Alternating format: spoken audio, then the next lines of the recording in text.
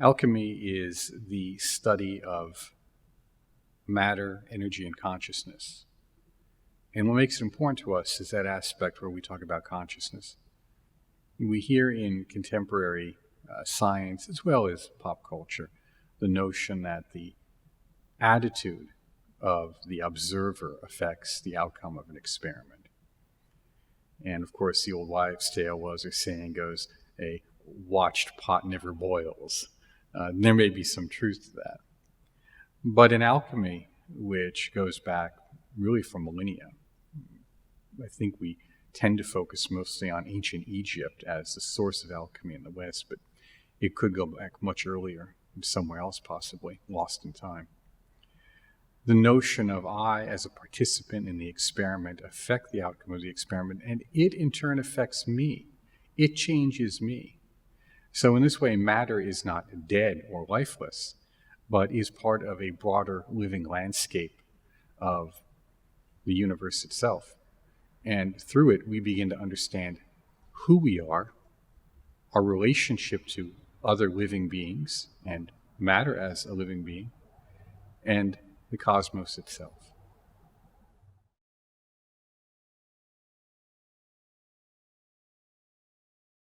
Initiation is a word we hear a great deal of in various spiritual circles, but it has a very precise meaning, and it has to do with something which is a beginning on a particular path of self-awareness or understanding. So a good way to think of a good way to think of initiation, in the alchemical sense, the Kabbalistic sense, or any sense for that matter, is that it is a series of progressive interior experiences. It is not random. It has a purpose. That purpose is continued self-awareness. So it is progressive. We continue to expand and learn more about ourselves. And it's interior. The experience of initiation is our own. Even if others share it, and even if we share our experiences with someone else, unless they have had that or a similar experience, they won't be able to understand it. So initiation is a stage of awakening that once occurs, there is no going back from. We do not regress from it. Just as once you learn how to read and write and do arithmetic, there's no going back. You're forever changed, and your own education is in your hands.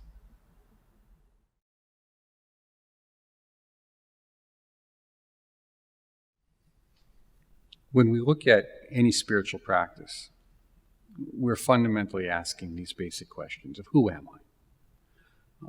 And why am I here? These are existential. They have to do with our very existence. And alchemy is one way of doing that.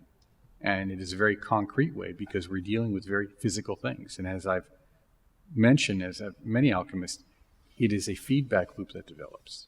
There is an energetic exchange. And that energy is not value-free. It carries with it a certain frequency or wisdom or intelligence or information, if you will. Just as one radio station is different from another. They're all radio stations, but they each carry a different style or type of music. So as we deal with matter, and we deal with energy, and we apply our mind to it, and we become part of that experiment, we are changed in and through it. And it is changed in and through us.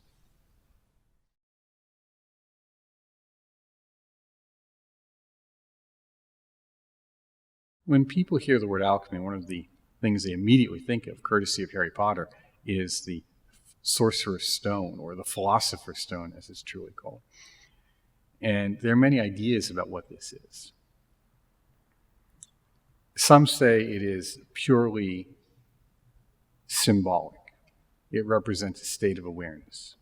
Others say it is a tangible object, capable of transforming whatever it comes in contact with. Of course, here the notion is base metals into gold.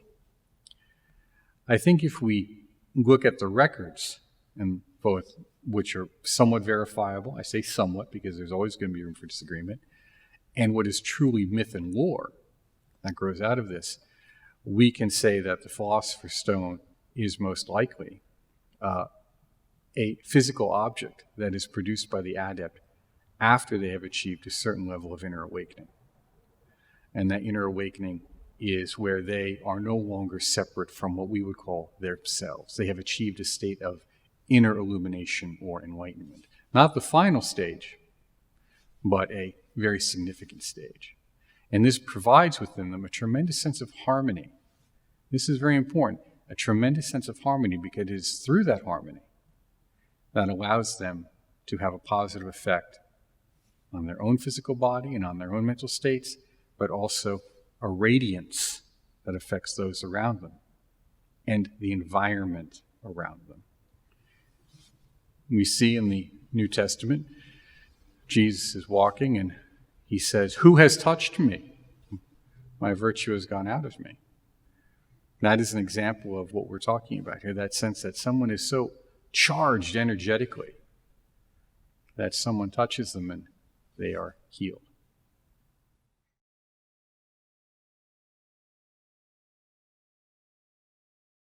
Many people are familiar with herbalism.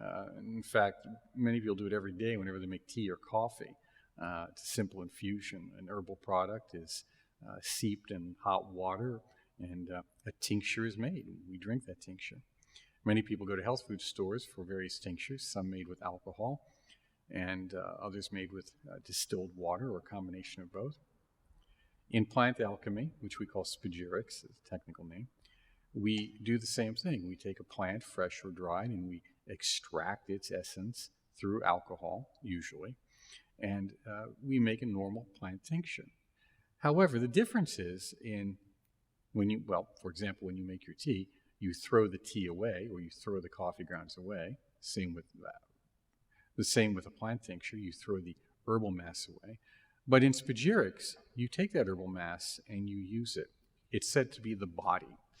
And while the body is dead, we seek to resurrect it. And how do we do that? Well, we cremate it. Well, calcine, it's the technical term, but we burn it to an ash, a very fine, clean, white ash, and we add that back to the tincture. And if it's done just right, it will usually dissolve. What makes plant alchemy different from typical herbalism is that no part of the plant is wasted.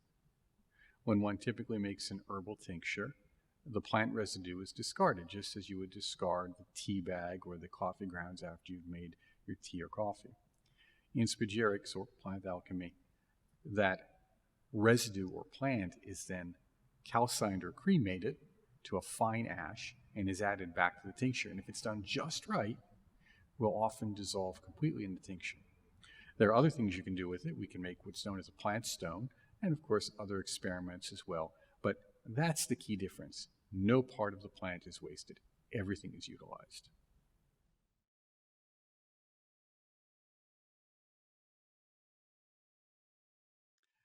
Ever since Harry Potter came out, and what is it? It's going on over 20 years ago now, isn't it? The world has been introduced to possibly the most famous alchemist there is, other than Paracelsus, and that is Nicolas Flamel. And yes, Nicolas Flamel was a real person. He lived in Paris, and his house is the oldest building in Paris. You can see it. Look it up online. And he and his wife, Pernelle, are said to have made the Philosopher's Stone. And his process of dealing with alchemy and making the stone has been known for hundreds of years and has been tried by many people, and people to this day undertake what is known as the Flamel path. It deals with antimony and, of course, changing the vibratory nature of this antimony so that it goes from what we would think of as an earthy stone to a lunar stone and to finally this beautiful solar stone. And it is that solar stone which we see in Flamel's diaries, which he records. That is the red stone of the philosophers. So Flamel is real. Now, whether his story is real or not is up for each of you to decide by undertaking the path yourself and finding it out. But there are many wonderful stories and myths around him, even being alive to this day. Well, there's rumors about all these alchemists being alive. The question is, are they? And here we enter into a very particular and difficult area of anything that has to do with esotericism. Is how can you tell truth from fiction? How can you tell what is a teaching story or what do they call it, a righteous fallacy from a simple truth, a statement of fact. And when we're dealing with folks like Flamel, we're dealing with what we call adepts. And from the esoteric perspective, these are a rare bunch of individuals. And rarely does one come in contact with them. And even if you did, how would you know it? That's the question I pose to people all the time who ask me about adepts. How would you recognize one? Now, we see in the New Testament, Jesus says to his disciples, who do they say I am? You're this, you're that, you're that. You're John the Baptist, come back. You're this. You're Christ, the living Son of God. Now, Jesus never says this. He asks people, who do they say I am? So even amongst his close disciples, could they recognize his status, for example? So I think when we look at these other esoteric practices as well, and this goes across the board to any of the schools of yoga or Tibetan Buddhism, Vajrayana, to Taoism, Kabbalah, how do you recognize what someone has attained? And it's with considerable difficulty unless you are within a certain proximity of it yourself. So when we're looking at teachers, we have to use a great deal of discrimination and wisdom and choose carefully. Because anyone who claims publicly to be a great adept, a great teacher, or a great possessor of the Philosopher's Stone, well, the rumor has it that they're probably not. Doesn't mean folks like that may not be out there, but it can be very difficult to recognize them. So it's best to focus on our own path, our own awakening, and let it go from there.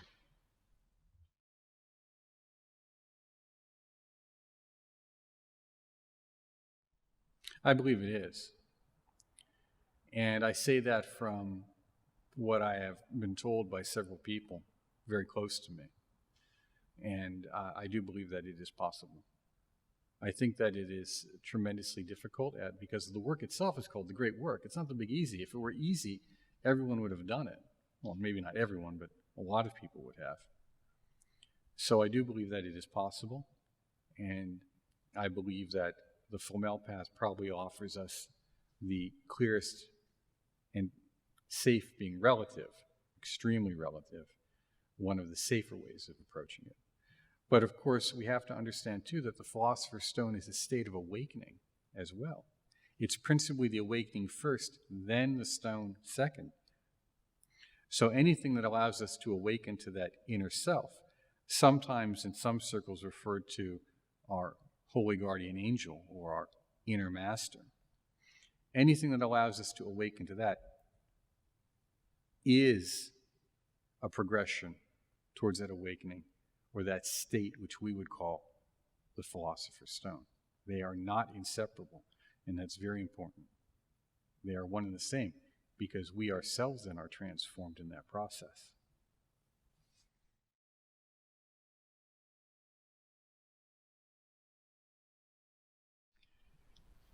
People often ask, what is unique about alchemy? And for that, I will quote the French alchemist Jean Dubuis, where he said, alchemy is a path without any illusion. And what he meant by that is either you have, and here he paraphrased Paracelsus, you either have transformed something or you have not. So when we undertake many spiritual paths, because they're so interior to us, they're incredibly subjective. We ask ourselves, well, what is the objective measure of its efficacy that we know it's working? We look to our lives, we look to our relationships, and often when many people undertake a spiritual journey, they find that they're in shambles afterwards. And I jokingly tell people, I said, well, of course they are. You wanted things to change. Well, you got to shake things up before they change. In alchemy, when we're dealing with minerals, of course, we see the process clearly laid out. The object is in some way ground up. It is destroyed. It is tortured. Things are extracted from it. And then it is put back together again. And the same process takes place within us on some level. So we see in alchemy, when we're dealing with physical products, that either we have achieved the goal or we have not.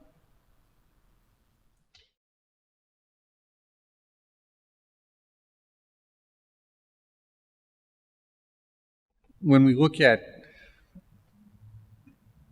Hermeticism, particularly from the Renaissance on, we see a close relationship between alchemical practices and other schools of thought. The principal school of thought that we will run into is that of Jewish mysticism or Kabbalah. Now, of course, we will engage it in a very non-kosher level. We will see that it is really a Hermetic Kabbalah that we engage with. That is a Kabbalistic framework of the tree of life, ideas of cosmology and divine names, but we see it in relationship to very particular alchemical frameworks. So there is a distinct relationship between them, but at the same time, we can find, just as there are many different schools of alchemy, there are many different schools of Kabbalah.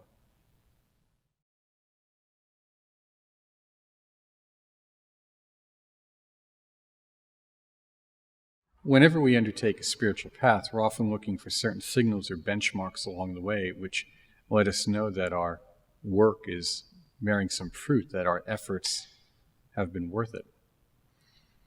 One of the most significant factors is that of what we call lucid dreaming, or becoming aware that we are dreaming. The reason this is important is because it lets us know that we are awake within our own mind.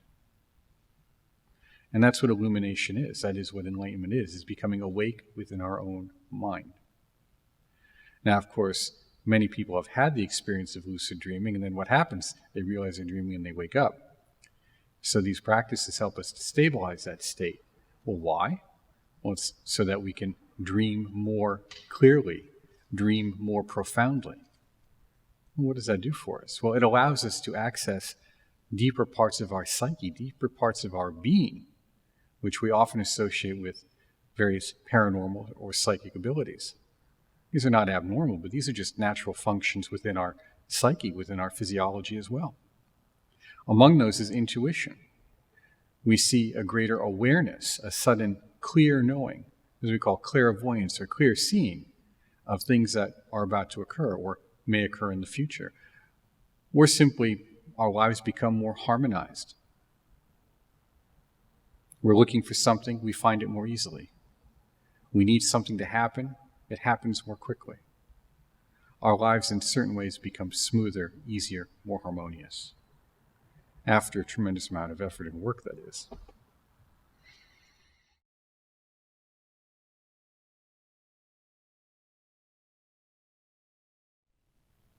Whenever we enter into the spiritual path, we have to be honest with ourselves. We enter into the path because we're unhappy with our lives. If our lives are going well, very rarely does someone enter into a spiritual path. They have no need to. They have no need to question. It is suffering that forces us to become aware of our limitations and our desire to overcome them. And that suffering can be very simple. It can be what an athlete experiences in training. It can be what an artist experiences in learning the fundamentals of their craft. It can be the troubles and tribulations of a scholar trying to learn something new. We grow through it and persevering through it. But on that deep personal level, this existential level, this level of beingness, that spirituality is. It's who am I and why am I here? And this is what spiritual paths are designed to answer, to provide us with tools and methods to help us answer that. Within Hermeticism, that is primarily meditation. But also with that, there can be ritual work in some schools. There can be, as we've said, alchemical work. And there can even be uses for astrology. But fundamentally, all of those things are designed to help you go deeper into yourself, to become aware of those deepest aspects of yourself. And that is what we call illumination.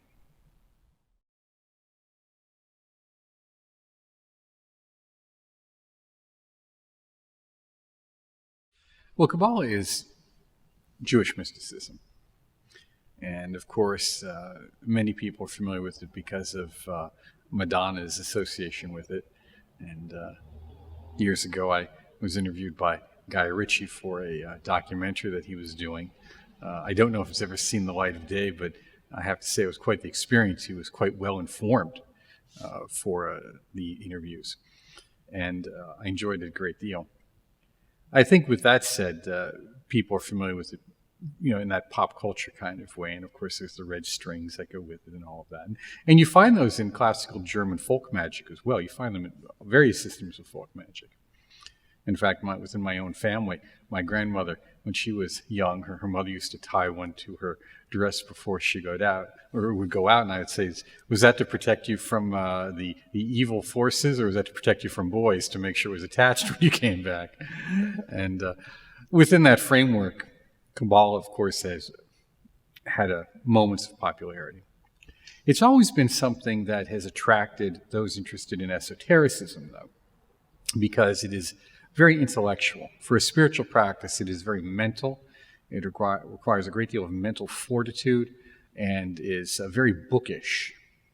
And that means that there's a lot of reading involved. In fact, I believe the Zohar, if I am correct, has something like 22 volumes. It's massive. And these are commentaries upon commentaries that we have. Of course, my edition is the concise one. I go for the smaller version. But we see all of this as a series of meditations on reality. And again, this goes back to, what is metaphysics about? What is spirituality about? It's about trying to understand who we are and why we're here. And these different schools of thought and the practices that have developed within them over the centuries, maybe even the millennia, and have been codified and worked out and have been systematized, are often presented to us in these very obscure meditation manuals and commentaries, such as the Zohar or the Sefer Yetzirah or the Sefer Bahir, or in the Corpus Hermeticum, or in the Alchemical text.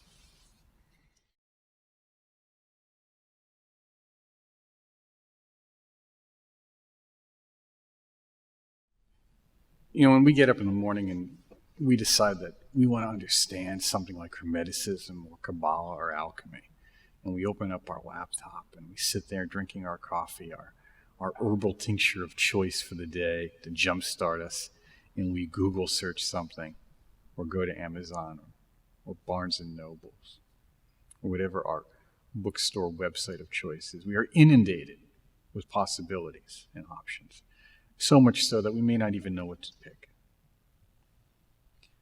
This is a unique blessing, the blessing of too much. What we need to understand is that it hasn't always been that way. And really, that's a very recent phenomenon. The study of esotericism, particularly alchemy, Kabbalah, related sciences of Hermeticism, was very private. One had to be a part of the proper group or society, hence the notion of secret societies that now floods YouTube videos and History Channel shows alike. If one wasn't a part of the society, they may have been part of a family line. And some of those family lines existed in the United States dating back to the colonial period, and others were brought over later with families. And that's where mine came in. They brought over various traditions from Eastern Europe, particularly German-speaking Eastern Europe, that were in line with the whole Kabbalistic and Germanic Hermetic tradition of magic. Fortunately for us, after the Second World War, a greater opening occurred. We even saw correspondence courses, an idea that you could learn magic by mail or mysticism by mail. And think about it. I mean, it's borderline miraculous in a way. What people would often have to go on great pilgrimages and journeys and tremendous sacrifices, now they could get for a very modest fee, would be delivered to their mailbox. Now it's even easier than that. You don't even have to wait. You can have the book delivered in a day or two, or have instant PDF downloads.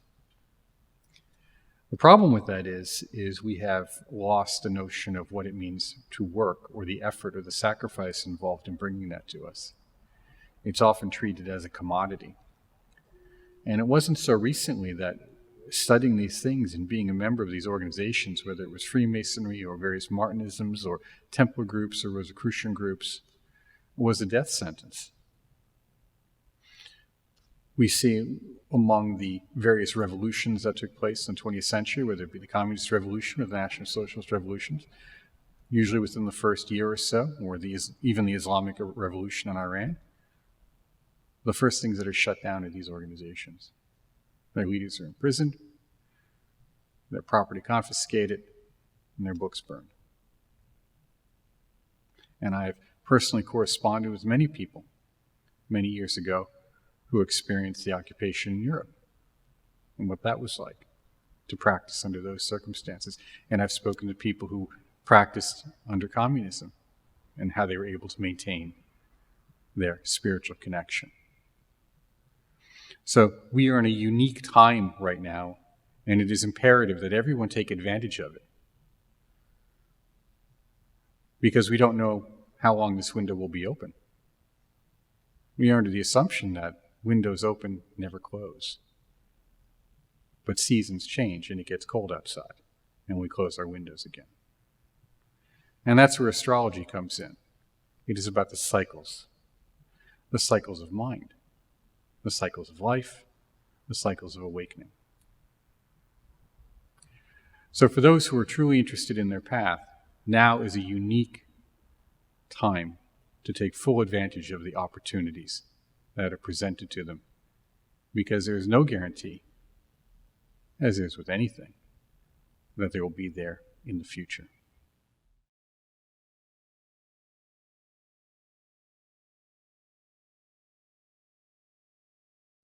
We're often asked, what's the relationship between Kabbalah and magic? Because as I've stated, contemporary Kabbalah is related to traditional Jewish mysticism, but is often very different from it in certain respects. Traditional Jewish mysticism is just that. It is mysticism. It's about an individual having a certain personal and direct experience of the divine nature of the Godhead. Magic, however, is about the manipulation of forces, possibly even the connection or contact and exchange with intelligences or entities which we might call angels, or in some cases demons even, or elementals, or who knows what. Kabbalah provides a framework for a tremendous amount of magical practice, and always has. But that is not its main purpose. Its main purpose is one's reintegration, as we often call it, into the divine plan, if one wants to use those words, into the Godhead, into one's own understanding of their inner self. And as I've said, with that, it is not uncommon, as we've seen in various schools of yoga and other practices, for certain inner powers to naturally unfold within us. Some people like to take the path and look for those powers first. That's neither here nor there for me to criticize, as each path has its strengths or weaknesses, its pluses or minuses. But it must be understood that magic is the manipulation of those powers, those energies, for particular and specific ends.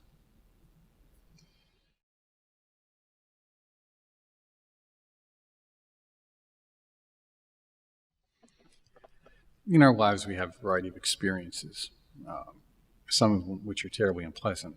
We call this a crisis, particularly when it is sudden and unexpected. Even if others could see it coming, we may not have. So it's a surprise to us. It's a crisis to us. Even if we've lived our whole lives seeing other people go through the same experience, whether it be sickness or infirmity or death, bankruptcy, loss of a job, loss of those close to you, somehow we think it won't be us. We will escape that. When this happens on a larger scale to a community, or to a nation, or to the world in a sense, it shifts the consciousness of that community, of those nations, and to some degree of the world. So when we look at current events, natural catastrophes, war, and famine, those spectacular four horsemen of the apocalypse that are always roaming the world at some point. I mean, it's not as if they're going to come at some distant point in the future like many people would like to think. They're already here. And they've always been here. And probably always will to some greater or lesser degree. And what happens with that is it forces us to realize that our time here is limited. What are we doing with it? What are we making of ourselves? It wakes us up. And some people, that existential crisis pushes them further on their spiritual path. Others, further away from it.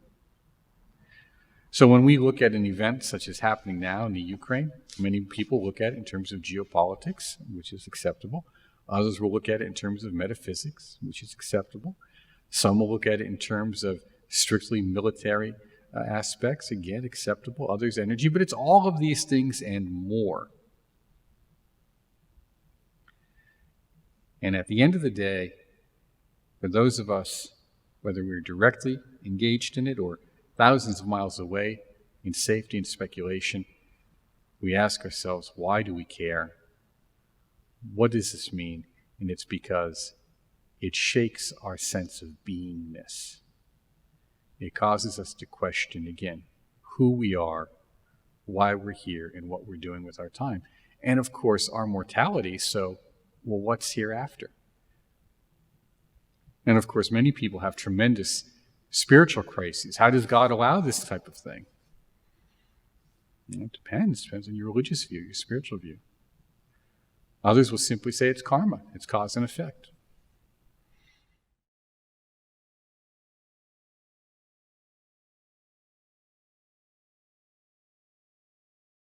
We see within conventional Western esotericism in probably the last 100 years, the infusion of different Eastern ideas. It started out primarily with Indian because those which are most accessible. It then began to include some Chinese, or particularly Taoist, mostly philosophical.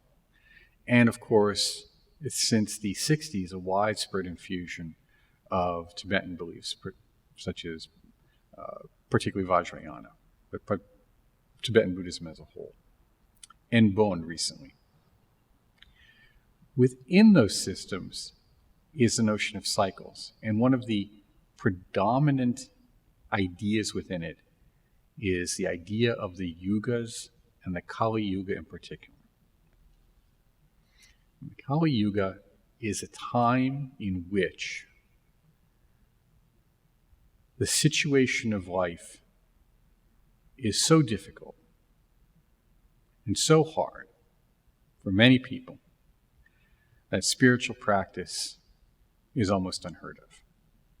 Therefore, any effort made at it has tremendous worth.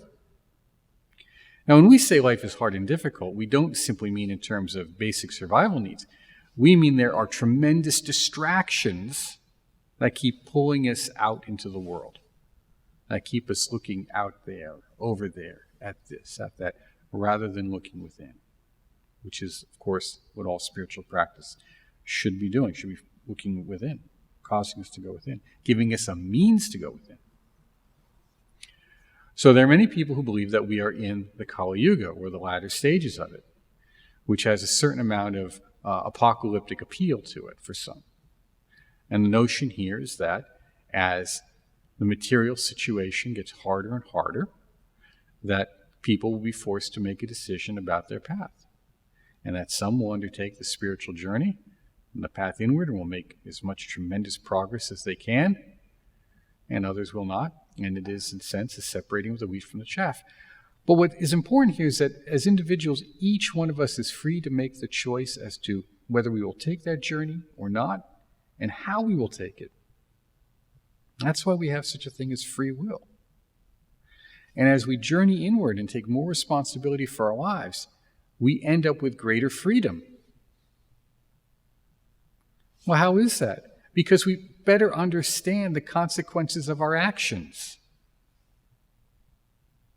It's not just the psychic awakening or the ability to transformation or magical rituals or alchemical stones that are important. That would just make our lives a disaster without self-responsibility or self-reflection.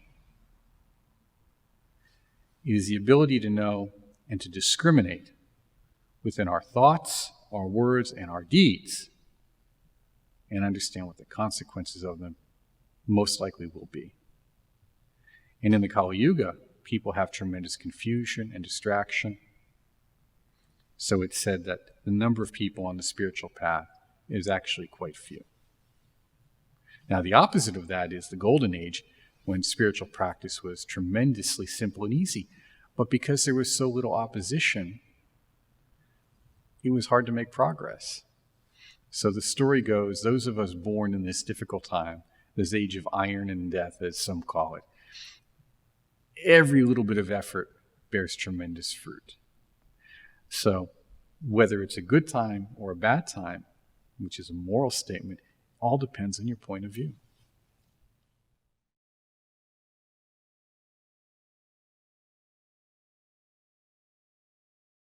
Some would say yes. If not, of course, if you want to study strictly Jewish mysticism, there is a tremendous amount of knowledge of Jewish culture and religion that is required. As we've said, in the Renaissance, Jewish mysticism took on a flavor, which we kind of call a Christian Hermeticism or Christian Kabbalah, and also a Hermetic Kabbalah. So within those frameworks, no, you do not have to be Jewish. But they are not, as we would say, strictly kosher. Tell me the difference between the three. Well, as we've said, true Kabbalah, we'll say Jewish is just that. And you would have to be Jewish to study it. Or maybe not Jewish, but you would have to be deeply immersed in Jewish culture, religion, and language. Okay. You may not need to do a conversion, depending on whoever your teacher is, but you're going to be deeply involved in that framework. Within Christian Hermeticism, or Christian Kabbalah, as we call it, you have a look at the Kabbalistic framework as a way to understand the various sacraments and mysteries of Christianity. So they're often done within the framework, which would have been most common in the Renaissance, of Roman Catholicism, although there are Orthodox variations too, but they're harder to come by. They exist, but of course they're often in Slavic languages or Greek. They're not as easily accessible to English speakers as the other one which I had mentioned, the other variations, because those are in French and Italian and German, and a lot of that's been translated. And a lot of it wasn't even in English, too. And then, of course, you have Hermetic Kabbalah, which takes the Kabbalistic framework, when we're talking about the Tree of Life and the divine names, and uses it as kind of a schema for not only mapping the cosmos, but a variety of intelligences and energies, which would include ancient pantheons. So we bring in Egyptian pantheons, Greek and Roman pantheons, and some bring in others as well, but that's the general idea. So it is not limited to either just a Christian framework or an exclusively Jewish framework, but increasingly gets wider and wider and more inclusive and absorbing.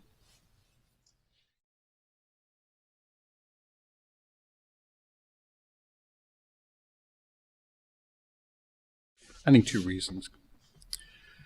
Well, when we look at Kabbalah, I'm often asked, why is this popular with celebrities and folks? It's difficult to say, but I think for two reasons, really. One is good marketing. And the other is the promise of power.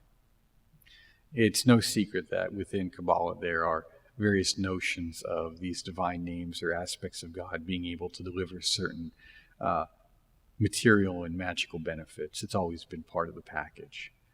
So while many people will go there and talk about wanting to have self-realization and illumination and spiritual awakening, when we look at their lives and how they're acting and what they're doing, I don't think that's necessarily what they're truly after. Now, that's just my guess. I'm just an observer from the outside.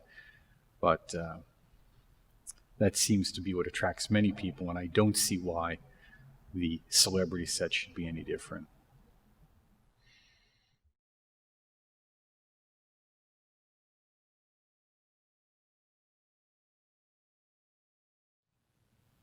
When we undertake different practices, people ask, what is this insight going to be like? And they often expect a flash of light. They want that Saul on the road to Damascus moment when they are struck down and blinded for 3 days and they know something happened, or they have the great revelation and wake up and start making volcano models in their living room. They want to go off to the Midwest and look for the mothership. Generally, it doesn't work that way. The insights are slow so that they can be integrated into us, that they're progressive, as we've said, so they build upon one another, and they help us better understand ourselves. It is a slow path. Sometimes, however, we do get traumatic breakthroughs. They happen. It happens to everyone in life, whether you're on the path or not. Something happens, and again, a trauma forces you to see reality as it is. And then how you respond to that decides the course and direction of your life. Spiritual practice accentuates that and speeds that up. That's why I often tell people, when you undertake the process, the path, whatever it is, get ready for your life to become difficult, not easy. You have to shake things up for a while.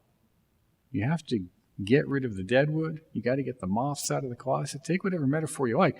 But if you like things as they were, you wouldn't be doing this. And there's things that you don't like and you don't even know what they are until they're out there. What we mean by out there, literally out there, something that is inside you is now out there, and you can put a name to it, you can put an image to it, you can understand, oh, that's what was going on in my life. That's what I don't want anymore. We see those kind of breakthroughs very often in the addiction community. That's when the true progress is made. So why should any of us be different? We all have our own addictions. Just because it isn't drugs or alcohol, as are the common ones, we have things, people, places, things that we have unhealthy connections to. We have thoughts, words, and deeds that are not beneficial to us.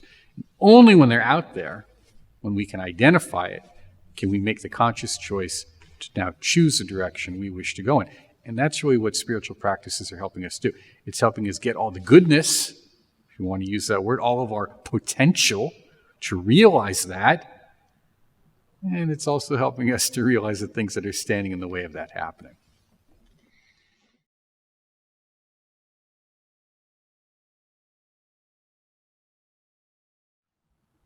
When we look at contemporary spirituality, we're looking at a wide range of subject matters.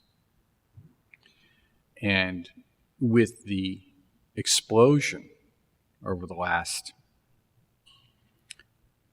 it's approaching 100 years really, but really since the 1970s, of occult material, of esoteric material, of a variety of profoundly rare and unique teachings being available so easily. Many people like to think that we've entered into this kind of golden age, and in a way we have. So the idea is that everyone will be practicing this. But that's not the case. Because not everyone is interested. Not everyone should. Should is a moral imperative. There's no reason someone should or ought to do it. They have to make the choice, not have a should placed upon them. When we look at traditional spiritual teachings, they're very important. They give us moral guidance, but they often fail in terms of giving us a method or a tool for inner realization. That's why people drift away from them. And in that drifting, they go to a kind of religious mysticism, as we saw classically would happen, and that's their first introduction to true esotericism or inner practice. And that esotericism can lead them to, again, an initiatic experience of progressive inner awakening, such as hermeticism offers, alchemy, Kabbalah, but also other schools. That's a closing thought. Okay. Will the masses undertake esoteric practice? Well, no, because esotericism is not a practice of the masses. It is a practice of the individual. So will more individuals undertake it? Possibly so, but the real question is, statistically, are more people doing it? Personally, I don't believe so. I believe if we look at statistically at the number of people, it tends to stay within the same narrow parameters. I'm okay with that. It doesn't matter to me. As long as people have the opportunity. If they have desire and the opportunity, that's great. If they don't have the desire, that's fine too. That's their choice. But if they have the desire and they have the opportunity through available courses, teachings, writings, books, seminars, conferences, those types of things, well, that's just wonderful. Then we truly are in a golden age, at least for them.